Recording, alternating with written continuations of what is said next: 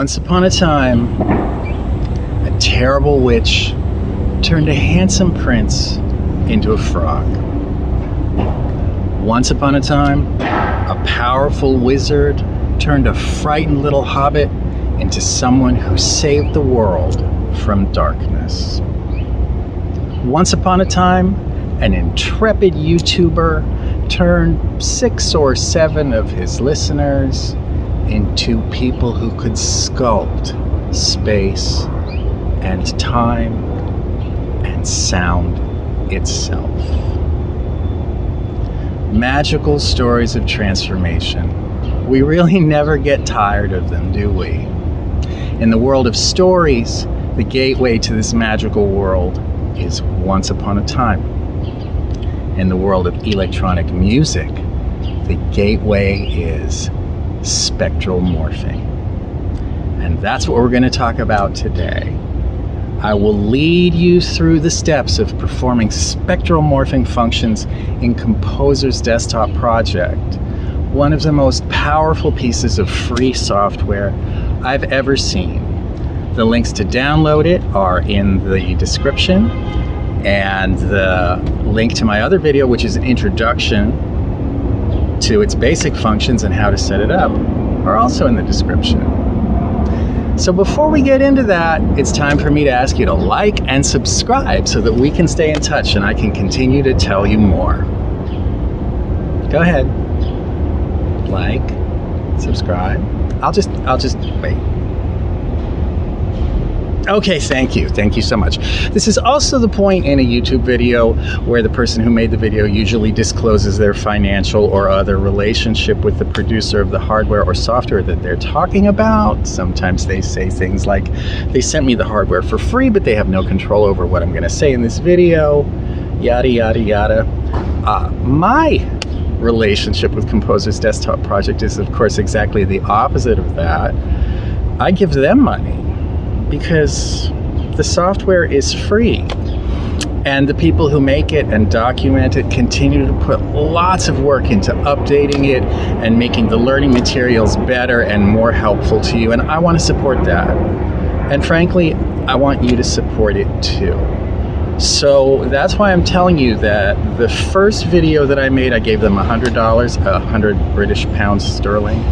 For this video, I'm giving them $25, and if I make 100 or more of these videos, it might go down to like $5 a piece, but I'm doing that because I really want you to do that too. If you care about this software, if you like this software, even if you're just interested in this software and you want it to continue to exist, please click the link in the description and support them also. I would really appreciate it.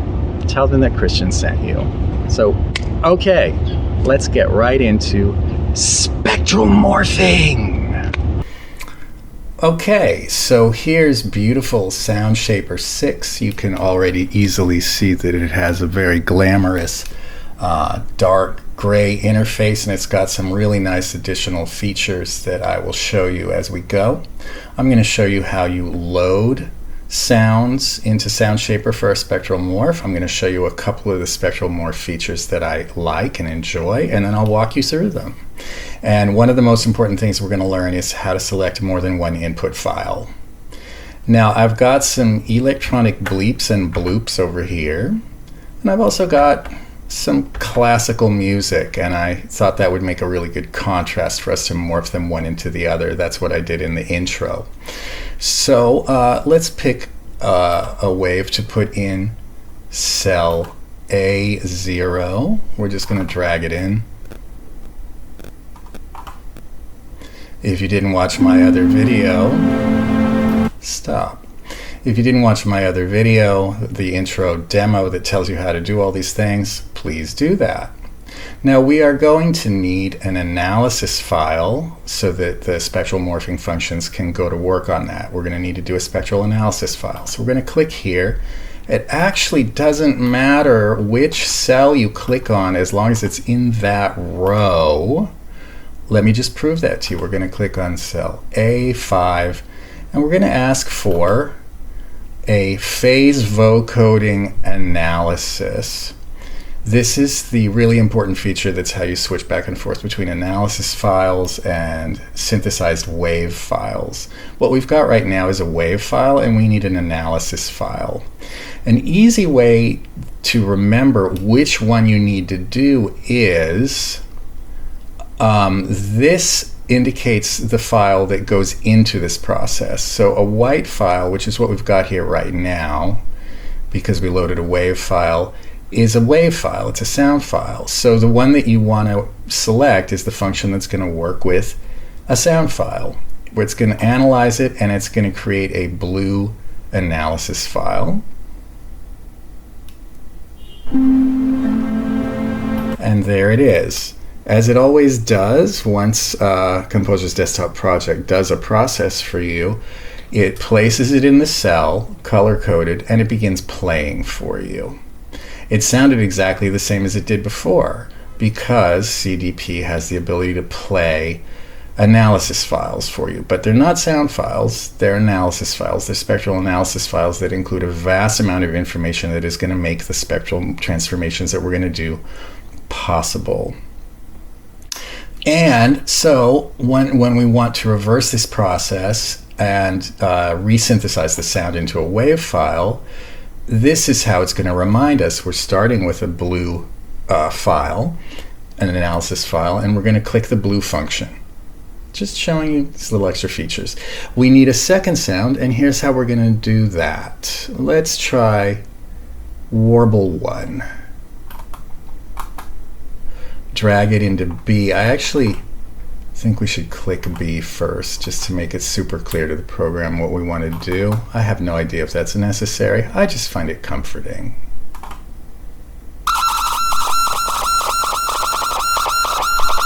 That is a nasty little sound. Let's try, maybe we can find something a little bit more civilized. Let's try Gurgle 3.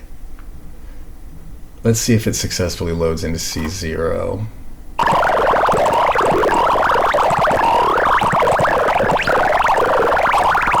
Okay, I just proved my point. It loaded into the B cell, the cell that I had clicked most recently before the drag, and I can tell that because it shows you right here. This gurgle sound is a little bit more civilized, and so we're going to use that. Again, we're going to need to do an analysis. So we're going to click B0, we're going to do the analysis, spectral, phase vocoding, fast Fourier transform, convert. It's a white wave file, so we're going to click Analyze.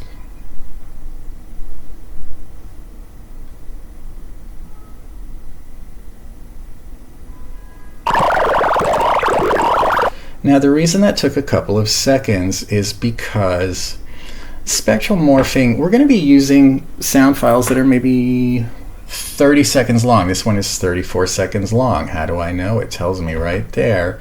Because we want to hear the sound and the morphing of the sound, the transition and the transformation unfold over time. So we're going to be using longer files. We're going to be listening to them for a longer period of time just to understand how this unfolds. If you want to use 3-second files, if you want to use 3-hour-long files in your own work, that's up to you. But just to get a flavor of it, we're going to be doing this. Now, a lot of the processes are going to take maybe 15 or 20 seconds. At first I thought I was going to leave that in the video just to give you a sense of how it actually feels, but then I realized we'd have a lot of dead air. So I'm going to cut that out, but I'm going to leave a little gap in the video so you'll know where I made a cut. Okay, so let me show you. We are all set up now. All we need is a couple of sound files and analyses of those files. But let me remind myself, you click on A, it tells you what file you've got loaded in A. You click on B, it tells you what file you've got loaded in B. So you just pick this cell or this cell to get you started. The first cell that you select, that's going to be the first input file, and then I'll show you how we select the second input file. There are many spectral transformations. I already showed you Accumulate, one of my favorites. That just works on a single file and extends the partials. Morph and Formants and Combine are where a lot of interesting things are. We're just going to look at a couple of them today. We're going to look at morph peaks. which is going to interpolate between the spectral peaks of two different sounds. And we're also going to look at formant cross, where we are going to replace the spectral envelope of one sound with that of a second sound. There's lots of other things to explore. We're just going to look at those two. And cross is a simpler one, so we're going to do that first. So I select cross. Now the first thing it does is it says add a second input file, and it has to be an analysis file. All I've got to do is click on it. I'm not doing it yet, but I am going to click on the other sound file that I want. You could have a whole array of sounds that you've been working with, and all you need to do to select your second input for this transformation, the first input is already selected because it's on this row, so it's going to be this sound, the Mahler sound. We want the warble for the second input, so we just click there. It shows up right here, and we say OK. So now we have our procedure window. The first thing you want to look at is up here. Make sure that you see two different in-file lengths. That didn't work correctly, so I'm just going to cancel and start over. Do I regret this? No. I'm really trying to show you the little things that can go wrong, quote unquote, and just how to find your way again. But this is a really important thing. When we get this right, we're going to see two different in-file lengths, input file lengths. They're also stereo files, and CDP is going to automatically create separate files for each step along the way, and then a 2-channel output file for us. It's going to do that automatically. We don't have to think about it. Here's a really great new feature in SoundShaper 6 is preview. We're going to be setting up different sets of parameters. Hit preview, it'll prepare the sound for us, and then we can hear it, but it will leave this window open so that then we can pick new parameters, hit preview again, and then when you're finally happy, you click render, it creates the sound, it closes the procedure window, and you go back to the SoundShaper grid. For right now, as I said, we're going to cancel. I'm going to just start this all over again. I'm going to select this file so that it knows. I'm not even going to select another. I'm just going to start there and select the spectral formant cross process. And then for my second input file, I'm going to click here. That worked. You see, I've got a 29-second input file for my first one and a 34-second input file for my second one. So the only parameter here is how much of replacement you want from one to the other. We're going to do this as a quote-unquote straight one at about 50%, and then we're going to do a time-varying one because that's so much fun. We're going to click preview, and like I said, I'm not going to make you wait.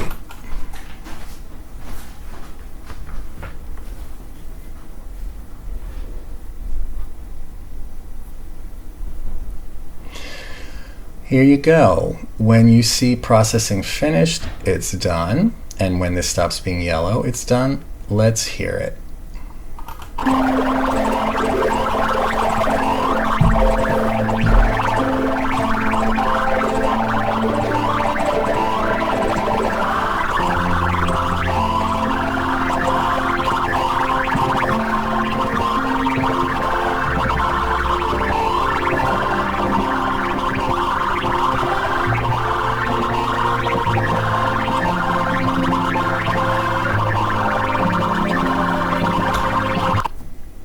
Okay, so you could hear that although there was about an equal combination of the sounds, and that it was steady throughout. It didn't change over time. One sound didn't fade in and become louder, the other sound didn't fade out and become softer.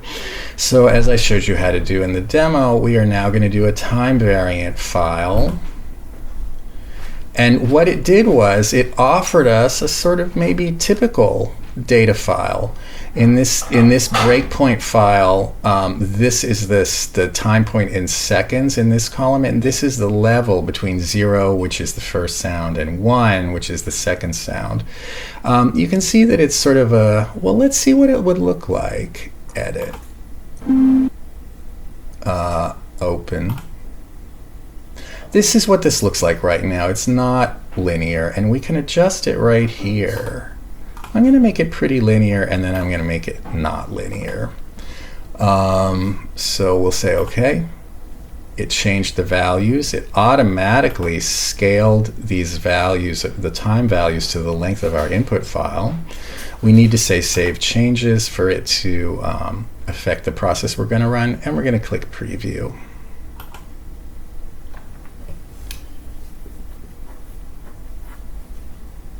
That actually only took about 3 seconds, so I didn't have to edit it. Let's hear it.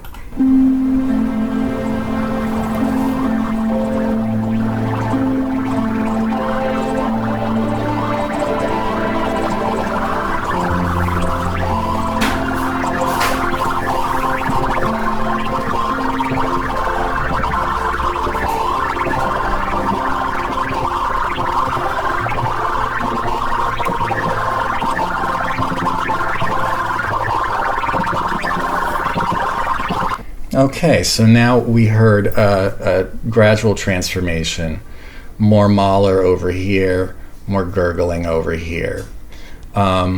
Which part of that did you think was interesting? I happened to think that the Mahler part was more interesting, which is, for our current purposes, 0. So I want to spend more time slowly moving through transition here, and then maybe gradually picking up speed. And I actually don't want to go all the way to the gurgling. So let's see if we can select that. Yes, we can. Look at that. Cool. So this is our new curve. It's going to start out all the way in Mahler land, just so that we're clear about where we're beginning.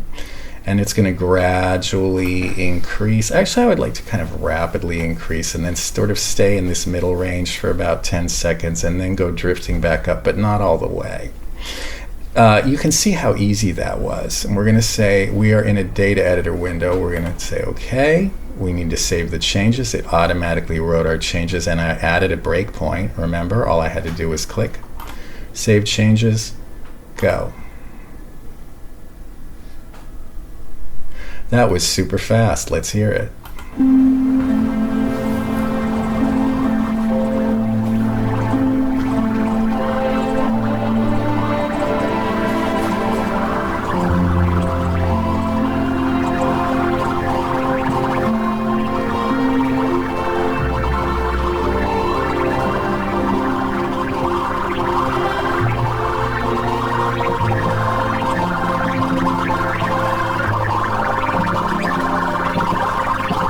Okay, I am completely happy with that.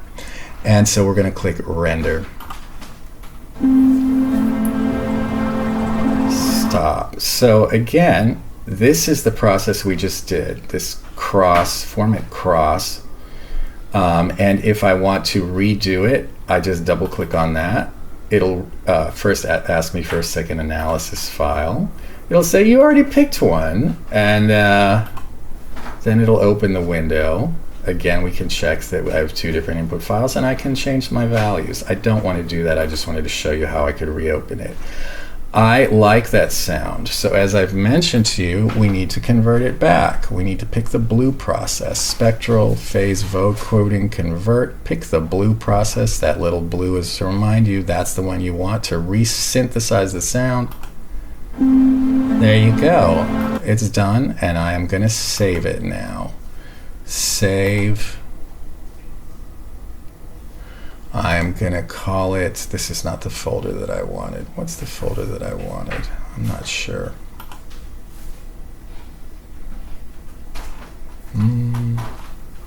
This one. I'm going to call it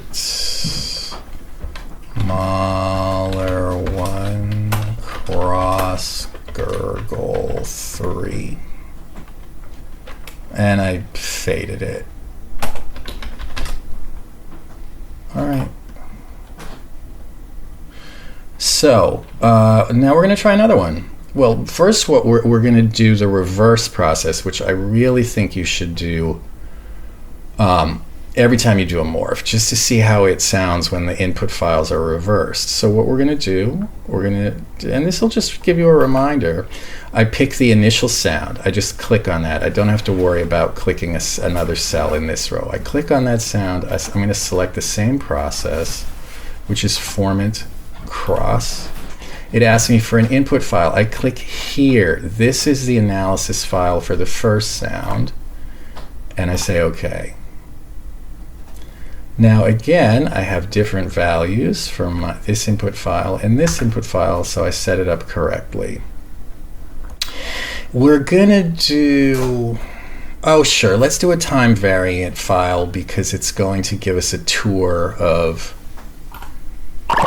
all the different possibilities. Let's just look at the graph. I'd like a leveled out graph just to get a sense of what a linear transition sounds like. Now I unintentionally made it different. All right, that's fine. Another way I can get a leveled out graph is, I'm just going to say OK and then edit this. Just delete the breakpoints that are in the middle. This is going to give me a simple linear transition from 0 at 0 seconds to 1 at 34 seconds. So I'm just going to cut that. There we go. Save changes. Fine. So let's run it.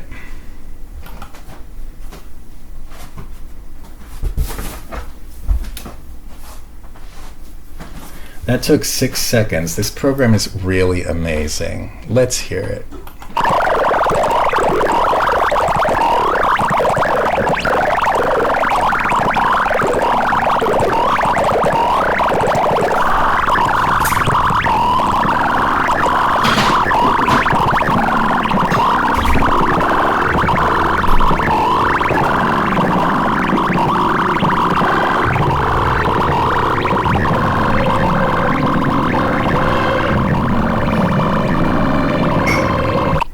Okay, so there was way more gurgling in that one for 2 reasons. One, we started with the gurgling as the input file, and secondly, I would have to get the help window on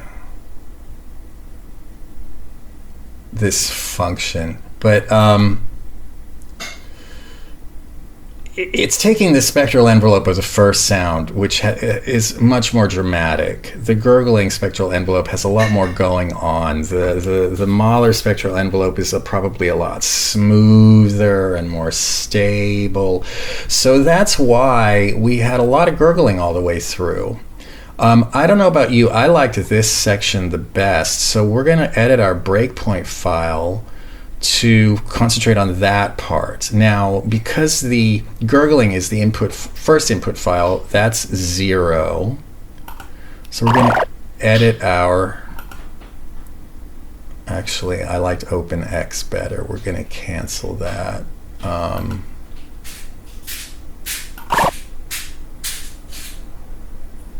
Edit. Oh, there's no file to edit. All right, so we're going to give it a file which is 0. Watch, I'm going to show you how to type a breakpoint file from scratch. 0, 0. That means at the beginning of this file, I start this value at 0. This value happens to go from 0 to 1. Other parameters might have different values.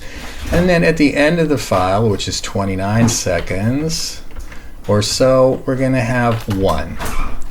Fine, now I have a breakpoint file, and let's edit it. OpenX, the X time scale and Y value scale, that's the one you want when you want to open a file, when you want to edit a file. Why don't I have a breakpoint file? It's just asking me to put one in. This is the same as the file I was typing before. 0.2 at 29. Why isn't it listening to me? I don't know why.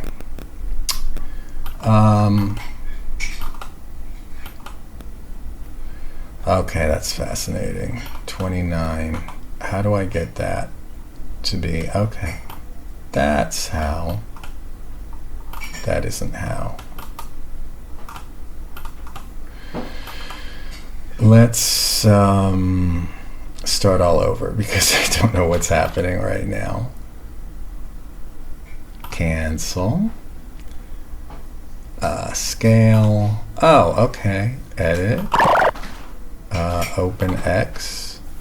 I'm not seeing my data file. Oh, this is annoying.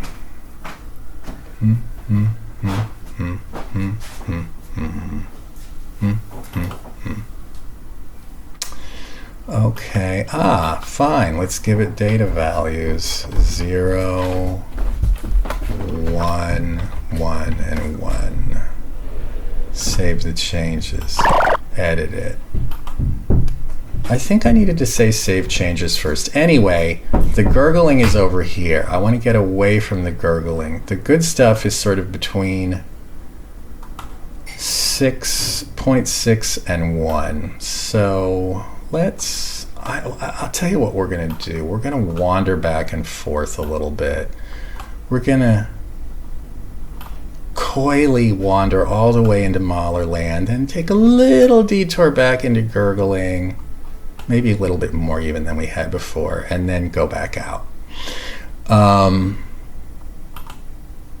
There we go, save changes. That was what we learned. If you see that save changes button, you want to click it. Otherwise, when you move to your next piece of your process, it won't be there. Preview.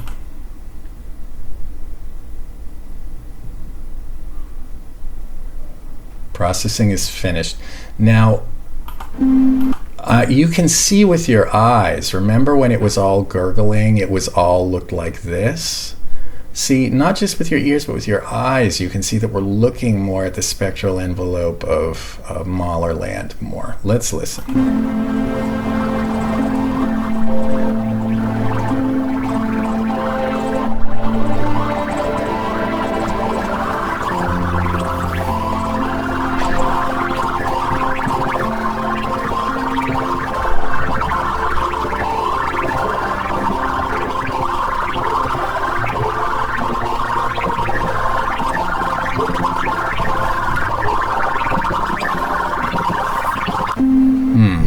Okay, let's render that. Let's resynthesize that. This one, this one. Let's save that. And I'm going to call this Gurgle 3 cross Mahler 1. And I also used a breakpoint file to fade it. Fine, we've captured both of those sound files now. Now we're going to look at a different kind of synth process. I really want to remind you, try it both ways. We got very different results, right? And we've got more building blocks that we could build a composition out of. So I want to clear out these and try another morph process, but I want to, what the heck? We're going to start with some different files. And I'll just remind you of how you set up the audio files. Let's try hiccups. We're going to put that here in row D. So we click to let it know we're coming in on row D.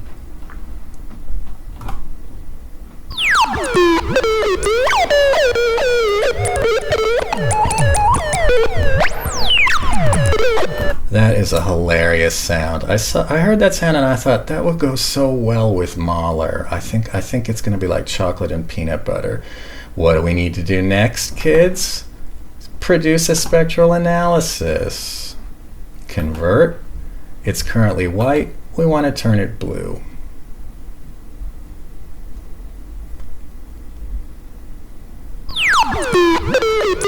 Okay. If you're the kind that likes to save your work, let's save this entire patch. We're going to say the whole patch, save all files, including sources, save. We're going to call it Mahler morph for video. I don't need to. For YouTube. Fine. There. Now let's keep moving. We want to set up another file, another Mahler file. Let's try Mahler 4. Again, remind the software, I'm coming in here, babe. Put it there. drag.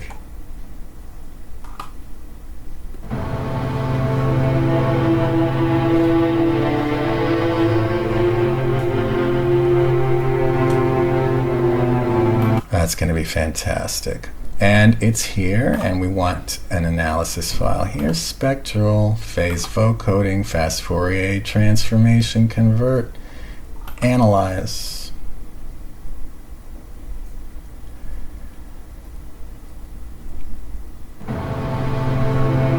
Great. Now this time I'm gonna select the first sound, and then we'll do it again with the second sound. We're going to use a different morphing process, and there are many for you to explore. Morph peaks. It wants the second input file. Again, this is how you always do a second input file. You just click on the other one. How do I know where I was? This arrow shows me I was on this row. These little brackets show me I was in this column. So my first file is D1. And I actually think it's showing me that the input file is here. This is with one click, just one click, boom, I've selected it. It shows up here. I can see that it's E1, and I say, okay. It gives me the parameters. Now this process has more parameters. Someday I'm going to take time to read through the help essay on this process. I'm sure it'll be very illuminating. Again, you want to make sure with any morph process or a process that has multiple input files that you've got two different input files. If you don't, just cancel out and start over. Let's let it get a few seconds in. N can be all the way. I don't really understand what the number of peaks to interpolate means, so we're going to start with the default, which is 5, and then we're trying again with 16.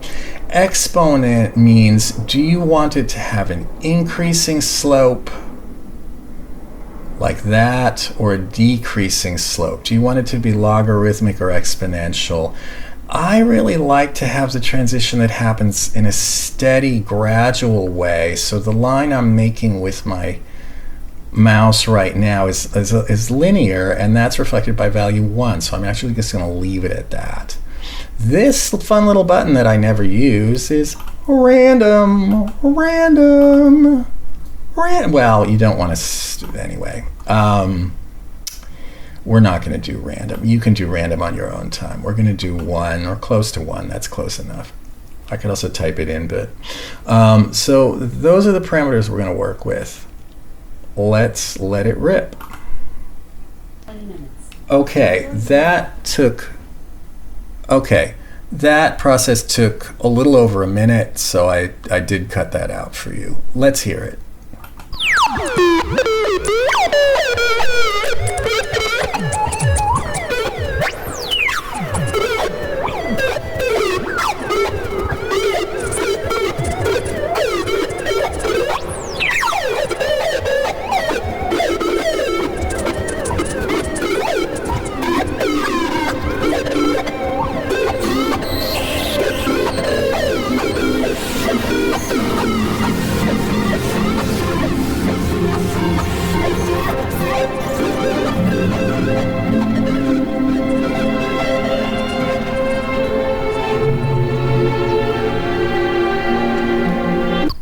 Oh my God, that was fantastic.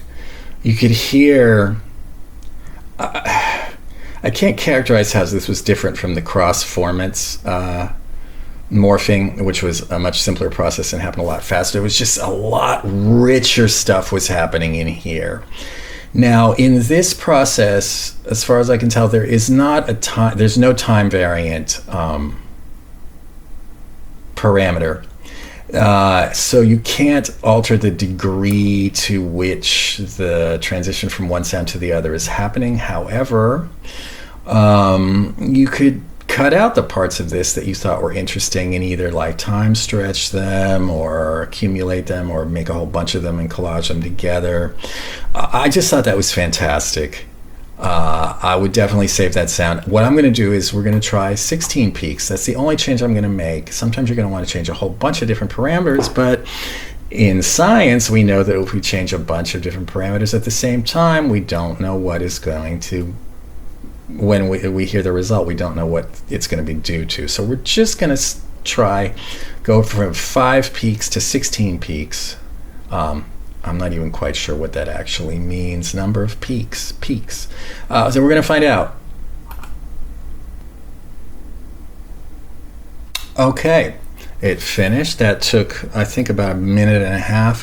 When it finishes, the preview button will stop being yellow. It'll become black again.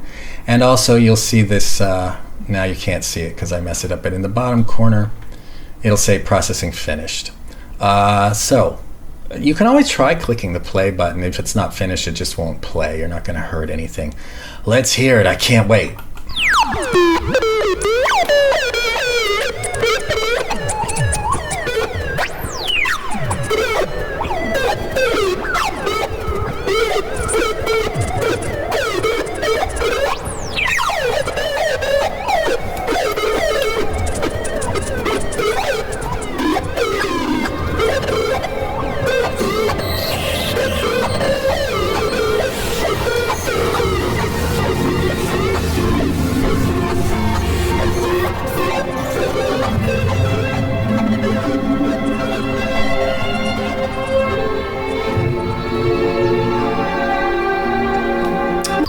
Well, they were different. I kind of feel like there was a bit more clarity with fewer peaks. I guess with more peaks, you just have more, it's kind of like when you have more bandpass filters as opposed to less. I'm just guessing there.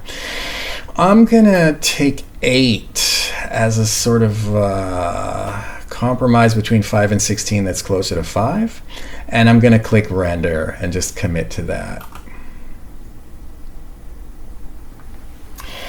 Now, let me just point out to you, it's going to take a while. All that time that we spent listening, waiting for the preview to appear, I didn't make you sit through it, that's happening now. So just don't panic. It's what's supposed to be happening, and just bear in mind that morph peaks is a more complex process, so it's going to take longer. It's also very powerful and, in my opinion, very exciting. And yes, we are going to run it in reverse, like I told you, because I think you always should. You're just, you know, these spectral functions are very exciting. They're like boxes of chocolates, and why shouldn't you try every single one? Okay, the process is finished. I think it should have put a thing here.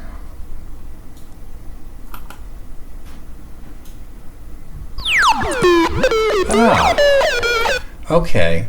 I just wanted you to notice it forgot to show us the completed process here, but I clicked the play button and that triggered it to go, oh, and then it put it into the patch for us. So we're going to hear it. Here is where most of the action that I'm interested in is. And I know that we listened to it with 5 peaks and then with 16 peaks. Just try to remember and see if you can find the differences in your mind as we listen to this.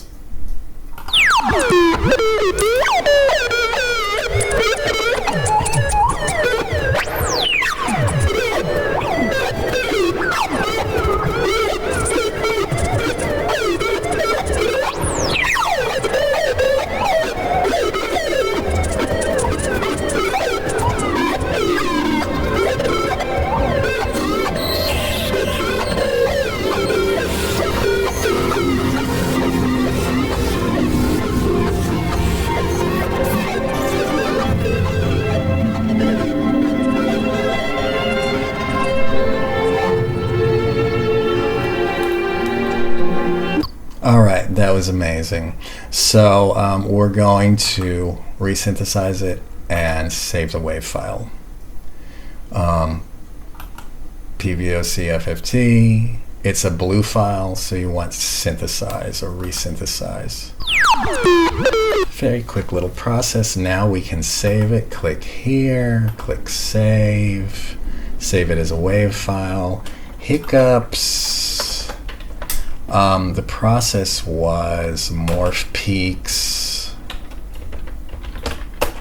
of Mahler 4. Fine, that's what we did. I might have also chosen to note how many peaks I used. So we're going to do it the other way around now. We're going to click not here. It seems to work better if I click the exact input file that I want, and it will just figure out. It knows I'm in this row, and it's just going to put this process into the next cell, so you actually don't have to worry about that. And thank you. I think it was Archer Enders who pointed that out to me. Spectral process that we're choosing is morph peaks. The second input file, don't get scared when you see this red. You haven't done anything wrong. It's just saying this is really important. You need to give me a second input file, and it needs to be an analysis file. I frankly don't know what any of these icons mean. I think you can have a list of working files. I've never used one. So I know that this was the first file I selected because of these brackets, and I want this one as my second one. I could have also experimented with these. Okay, so we've selected, have we selected? Yes, D1. I can see it there. You see the feedback the program gives you. Here we are. Again, you want to make sure that your in files are of two different lengths. That's how you know you selected two different ones. We're gonna, I don't know, let's not even delay the start at all. I'm not stagger. I don't understand the difference between stagger and start. Time before entry of second file. Start time in first file of morph. It's okay. I'm just going to leave them at 0. This is fine. Peaks. Let's try like 3 and 12, just for contrast. I know I'm changing a bunch of parameters. Also, I haven't even looked at channel by channel. Also produces really nice results.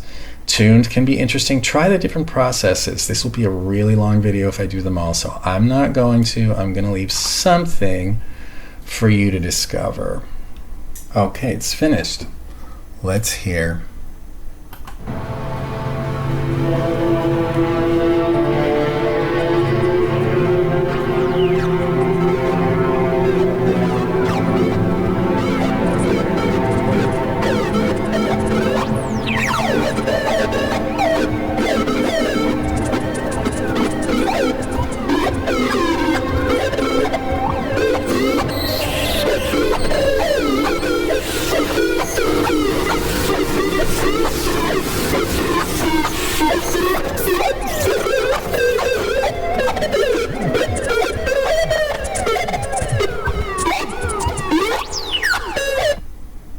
Marvelous.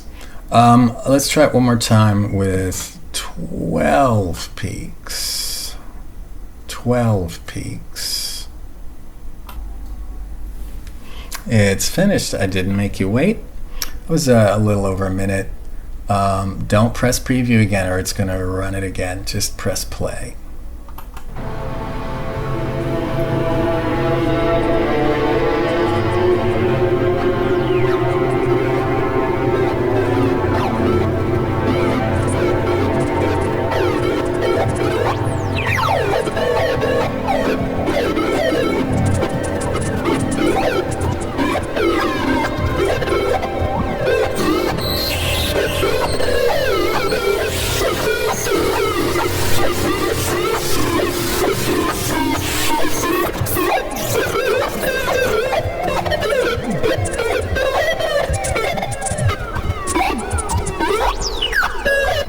Okay, I thought that was fantastic. I thought that was a really good balance between more richness but not getting muddy. If I had more time and patience, I would probably try a lot of different values here in number of peaks. Clearly, this is a place where a lot of the action happens. If you want to have the sound play by itself first before the morphing starts, you can use these parameters. I thought this was very exciting and cool, and I just want to remind you, more than one thing happens when you reverse the input files. We started with the Mahler sound here, but it was also imposing one spectral envelope or series of peaks on the other sound in a different way. So it wasn't just the order of what you hear first and what you hear last, but also how you get from here to there. So we are going to try one more. We're going to do a channel by channel. I just want to show you all of these different things have an impact. Keep the envelope. I've tried them all, and you get really different results. So when you have a morph that you're having fun with, definitely try it different ways. Render them into WAV files. I'm going to press render while I'm talking. Oh, how on earth did that happen so fast? Let's listen to it.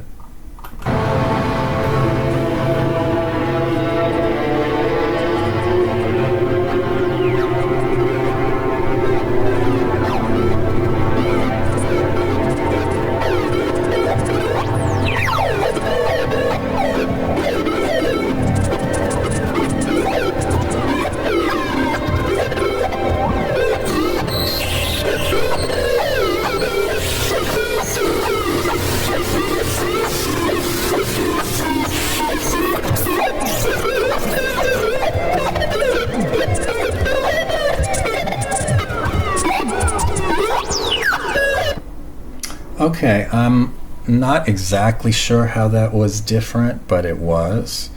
I just want to say something that's might or might not be obvious. This is not just a crossfade. We're not just fading the volume of one sound out and fading the other sound in.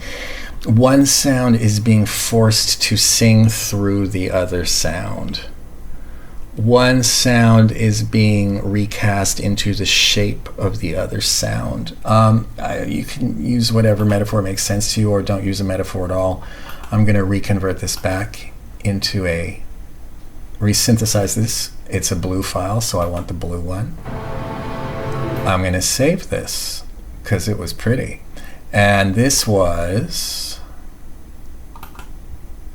what do I call it? Right, Mahler into morph peaks. That was, I don't even remember, hiccups.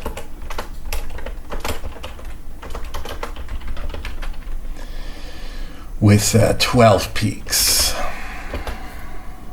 And that was actually channel by channel, but okay. This has been super fun. Sometimes with modular or other kind of synths, you get a lot of weird, cool noises, and you're like, I'm not quite sure what I want to do with that. But to have the option of morphing it, hybridizing it with another sound, imposing the characteristics of one sound on another sound, transitioning from one sound to another, exploring and hanging out in that space in between sounds. I think it's really exciting to have those tools be available to us. It just, expands your toolkit, expands your number of options. And I do want to remind you, always try morphs both ways. I'm running out of time, and you're probably running out of patience, so I'm not going to do it in the reverse way this time, but always look at the different modes of any process. And especially with the handy preview button, you can just click things and try them and try them and try them. And then these different options, they can open up a lot of surprises, so try that too. I hope you enjoyed this adventure safari, running through the various possibilities. Have a great day, and let's go back to the garden. Hi, it's me again. So what did we learn? We learned the actual steps in how to do a spectral morph, including how to select more than one input file just by clicking on the right cell in the grid, how to know that you've selected more than one input file, and how to try different parameters. And just bear in mind, the order of the input files matters, so try it both ways. It goes for lots of things in life. Try it both ways. See what you think. All right, I wish you well. I would love to hear what you come up with. I would love to hear other features of CDP that you would like to hear about, and I would love to hear what discoveries you've made. So thank you so much for being with me today.